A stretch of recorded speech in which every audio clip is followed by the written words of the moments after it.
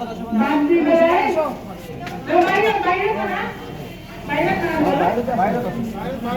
আমি booth number 2 এইটো আমি বাদ দি পেলাই আমি কাউন্ট কৰিছোঁ ৰিজাল্টটো। ধন্যবাদ। এতিয়া আমাৰ ৰিটাৰ্নিং অফিচাৰে ৰিজাল্টটো ডিক্লেয়াৰ কৰিব। আমাৰ লগত প্ৰফেচাৰ লগ আমাৰ লগত নাচালে আপোনালোকে তো কমচে কম চাওক প্ৰফেচাৰ আমাৰ লগত নহল আপোনালোকে থাকক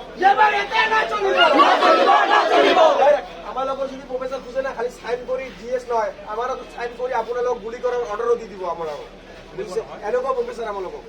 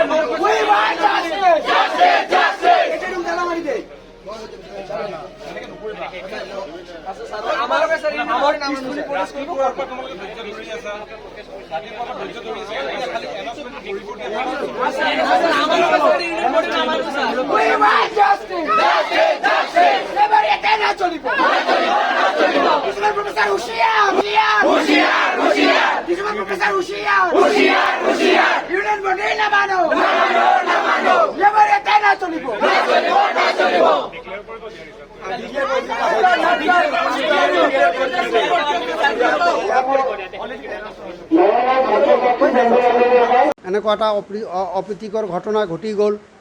আমি গোটেই টিম এজ এ টিম আমাৰ কলেজৰ যিখিনি আমি ষ্টাফ আছোঁ এজ এ টিম আমি ৱৰ্ক কৰিছোঁ, আমি এজ এ টিম থাকিছোঁ। আমাৰ ফালৰ পৰা আমি যিমানখিনি দিব পাৰোঁ আমি দিছোঁ। আজি লাষ্ট 4 বছৰ পিছত ইলেকশ্যন হ'ল। ইহঁতে যেতিয়া আমাৰ ইয়াত ডিমাণ্ড লৈ আহিছে ইলেকশ্যনৰ, তেতিয়া আমাৰ বাইদেউ প্ৰিন্সিপালে নিজে ব্যক্তিগতভাৱে 2 দিন 3 দিন ডিচিত তাত যায় ইলেকশ্যনৰ কাৰণে এটা ডেট আনিছে। আমি ইলেকশ্যনৰ গোটেই যাৱতীয় কাম কৰিছোঁ আমাৰ এজ এ টিম। প্ৰেচাইডিং অফিচাৰ আমাৰ আব্দুল্লা, আমাৰ বাইদেউ সকলো সময়তে আমাক এই ইলেকশ্যন প্ৰচেছত সহায় কৰিছে।